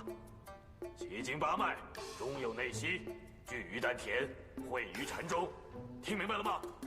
哎呀，这些都不普通的气功口诀，徒弟早就知晓了。要不这么着，您再教我4句吧。哼，这4句我把它改一改，变得极为平常，他一定不会满足的。我就说几句怪口诀，吓吓他也好。听好了啊！阵列阳怀，赛决阴交，八脉齐断，神功自成啊！这八脉齐断，那不死了嗝屁了？哎，师傅，徒弟实在是无法领会啊！要是每个人都可以领会的话啊，那就不叫神功了。你这个口诀啊，等你学好之后，慢慢就会融会贯通了，明白吗？任先生，今天你说话的声音和语气，怎么跟之前的不大一样呢？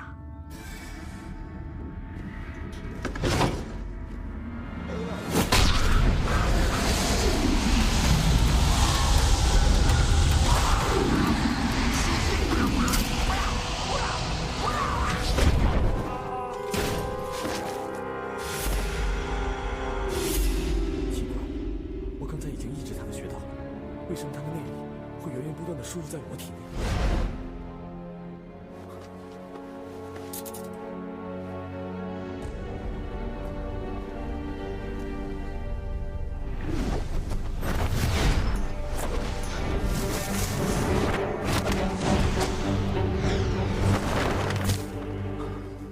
啊！我才轻轻一跳，就从眉庄跳到这里来了，面不红气不喘的。我怎么感觉我的内力比以前更强了？我的伤全好了，我的伤全好了，我的伤全好了！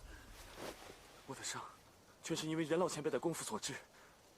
如今我安然脱险，不知道他会不会还在眉庄？大哥，你不是去黑木崖了吗？怎么会？啊，半道上遇见二位长老，所以先行回庄了。哦，黑白子呢？他为什么不出来见我们？哎，属下也奇怪，你说我好几天都没见着他了，一下棋就不知道跑哪儿去了。住嘴！你们几个是奉教主之命在此看管要饭的，应该寸步不离眉庄才是。怎么，没影了？二位长老，这12年来，我们四兄弟从未离开过眉庄，更不敢擅离职守。哼，寸步不离眉庄，不敢擅离职守。照你这么说，那个要犯还囚禁在地牢之中了？正是。好，你们赶快把那要犯带出来。二位长老，教主有令，除教主本人以外，任何人不能探视。这是什么？参见教主。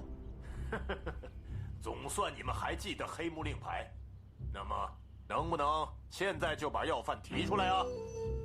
二位长老，要犯已经被金刚之锁牢牢锁住，无法带离囚室。哼，你们到现在还弃词狡辩，意图掩饰啊！我问你们，要犯究竟是怎么逃出去的？逃？不可能啊！要犯逃走，绝不可能啊！这么说，我错怪你们了。属下不敢。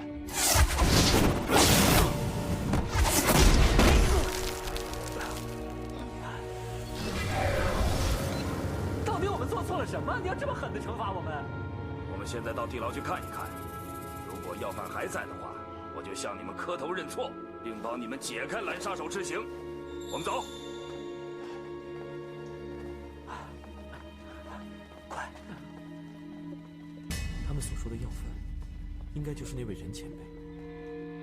难道已经被莹莹救走了吗？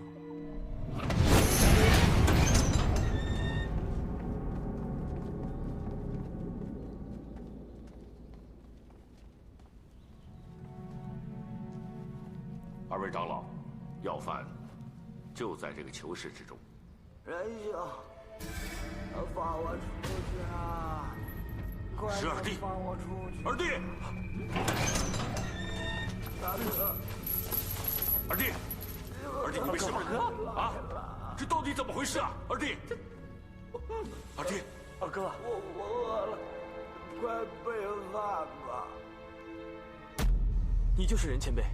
不错，小子，你的剑法的确不错。你是何时脱险的？我正想去。哎，小子，你是真心来救我的吗？莹莹，你这丫头有眼光。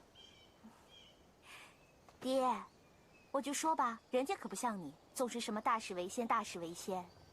好，我的莹莹，没有看错这小子。原来任前辈是你爹啊！你怎么不早说呢？你怎么救他出来的？你们又是如何脱险的？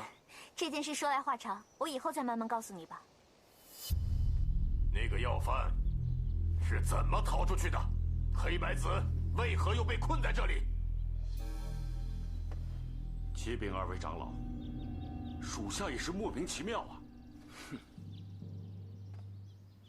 我们此次前来，就是要查明要犯怎么逃脱梅庄的。如果你们能据实相告，我或许还能宽大处理，留你们一命。就算二位长老眷顾，卑职犯下如此大错，绝不敢轻言苟活于世上。只是卑职死得不明不白。敢问二位长老，教主现在可在杭州？谁说教主他老人家在杭州的？既然这样，要犯刚刚逃走，教主又如何得知？还派二位长老前来我梅庄？我看你是越老越糊涂了。那名要犯早在1个月之前就已经逃出梅庄了。这不可能啊！1个月？不可能！不可能！不可能！前几日，属下还在牢里跟他见过面，是他用那个吸星大法，把属下的功力全给吸走了。什么？吸星大法？果然是吸星大法。那你中了吸星大法之后又如何？当时我就晕过去了，等我醒过来，这手上、脚上就被铁锁给锁起来了。镣铐锁链乃金刚锁住，他怎么弄断的？我已经检查过了，我发现了镣铐断口，而且断口是用钢丝锯锯断的。那钢丝锯他是如何得到的？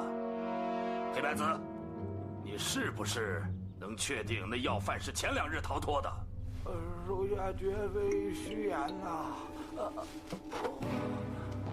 难道上个月得到的消息是假的？会不会是他们在外边故布疑阵？薛相主一身金钟罩铁布衫的功夫，寻常的刀剑都伤他不得。可是那天竟然被人活活的用5个手指插入胸膛，把心给挖了出来。当今世上，除了任教主，没有第2人。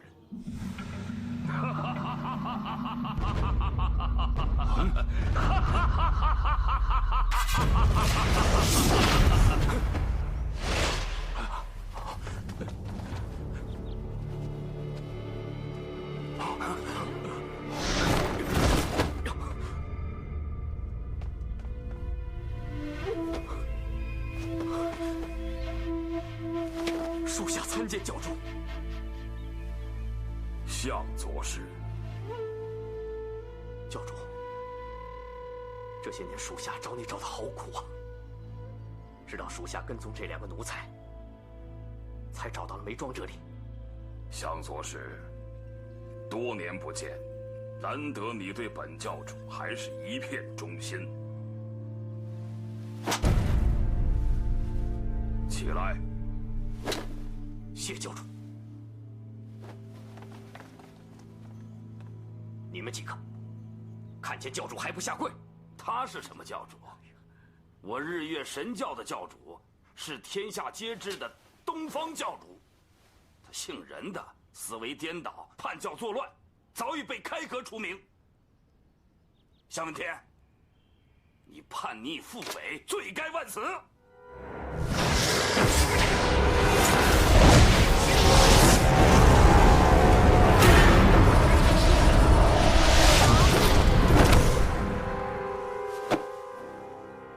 谁想试试我的吸星大法？从今往后，小的愿追随您老人家左右。任教主您有何吩咐，小的遵命便是。当初你也说誓死效忠于本教主，可后来却又反悔。教主，准许属下戴罪立功，将功折罪啊！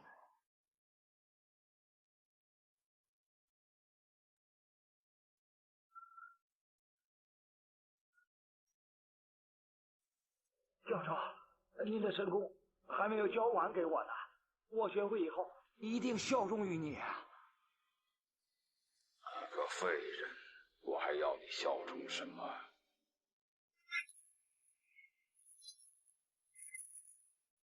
二弟，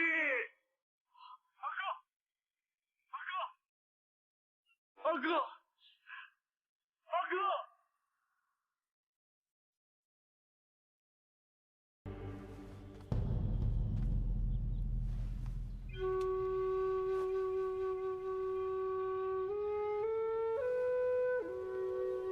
傅少侠，你武功高强，深谋远虑，设下计谋，救走人我行，老夫实在是佩服之至。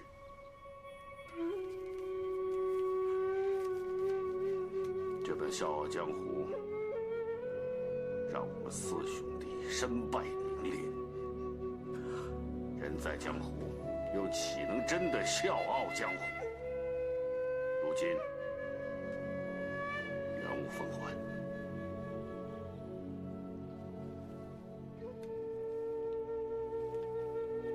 前辈，对不起。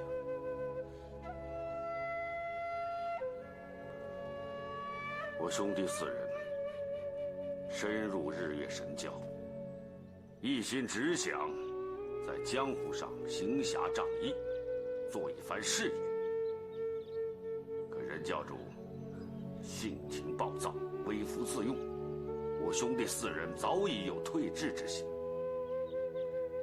后来东方教主继位，更是每日不理教务，让我四兄弟更加心灰意冷，所以才讨得此差，隐居梅庄。这一来可以远离黑木崖，不再与人勾心斗角；这二来隐居西湖，琴书遣怀。这12年的轻浮，看来老朽是想够了。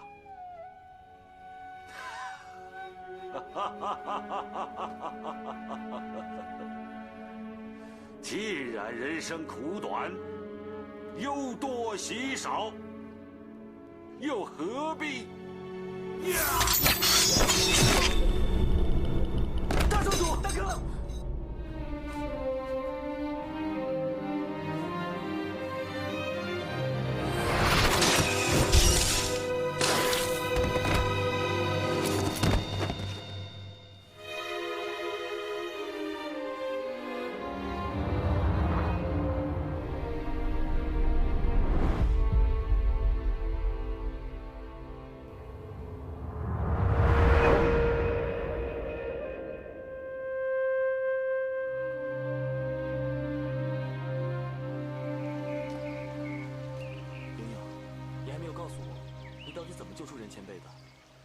我用琴谱、棋谱还有字画，引梅庄四友跟你比剑，他们比不过你，又想要那4样宝物，自然就会让你去和我爹比剑喽。在你们比剑的时候，是我大吼一声，用上几10年的功力，才将你和黄忠公他们震晕，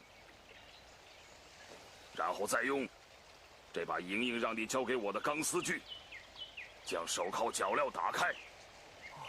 怪不得，锁住我的手铐还有脚镣都有个缺口，可以打开的。我将外衣披在你身上，把你关了进去，让黄忠公以为我还在里面关着。再加上我在牢房外面放了琴谱、棋谱还有字画，他们看了这4样宝物，高兴都来不及呢，怎么会怀疑这牢房里的是冲哥，而不是我爹呢？哦，原来这一切都在你的计划之中啊！我是要去救我爹，可是说到底，我还是为了救你。我不是和你说过要给你疗伤吗？我就是想让你救下我爹之后，立下大功，我爹就会把吸星大法传授给你，这样就可以驱除你身体里的异种真气。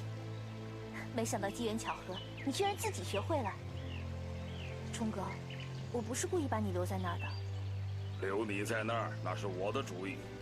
我脱困之后，有许多大事要办，可不能让对头知道，只好委屈你在牢里多住上几天。今日便是前来救你的。好在你因祸得福，练成了我刻在石板床上的吸星大法，也总算是有所补偿吧。冲哥，我替爹爹给你赔不是了。莹莹固然是利用了我，但也是为了救我的命。我若不是出了大人，这吸星大法又怎么会传给我这个外人？莹莹，哪儿的话呢？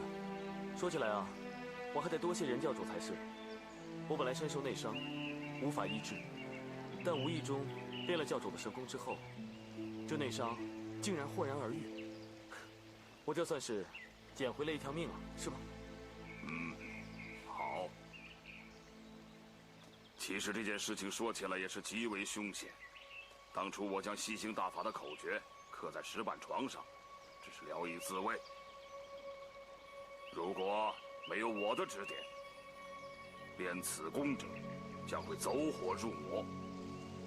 先练成吸星大法，有几个难点必须要突破。哪几个难点？第一，就是要散去全身的功力，让丹田一无所有。如果还有存留，或者走错了穴道，那必将走火入魔，甚至七孔流血而亡。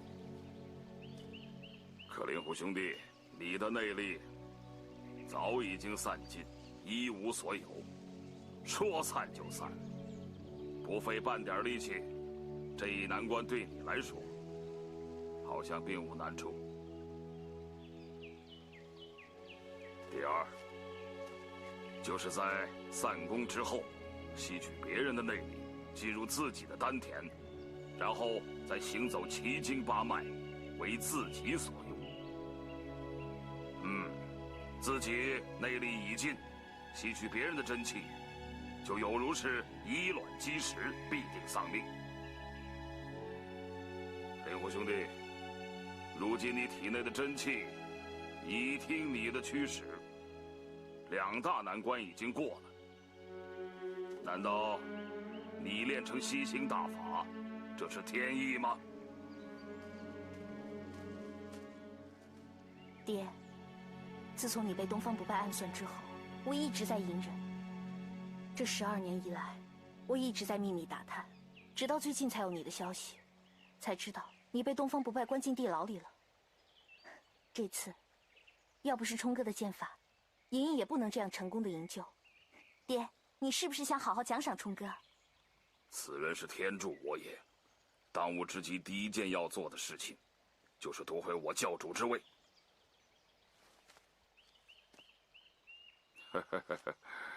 令狐兄弟，你的剑法不错，人品也好，我看你跟莹莹也是挺般配的啊，就由我做主，将莹莹许配给你了。不过在此之后，你我要拜把子成兄弟，就是那种有福同享、有难同当的兄弟。你入了教之后，你就是我的副教主，怎么样？爹，哎，教主美意，我令狐冲呢，乃是没学后进，怎敢跟教主比肩称兄道弟啊？再说了，我虽然现在已不是华山派的弟子，但我还是希望有朝一日可以重返华山。哎呀，那个华山派有什么好留恋的？你入我教之后，早晚有一天，你就是日月神教的教主。你和莹莹又是如此的般配，怎么？我这岳父老泰山的话你都不听吗？承蒙教主厚爱，莹莹垂青，我令狐冲更是受宠若惊。不过，我跟莹莹姑娘只是萍水相逢罢了，岂敢高攀呢？再说了，我心里面已有所属，我想，我恐怕要辜负任教主的美意了。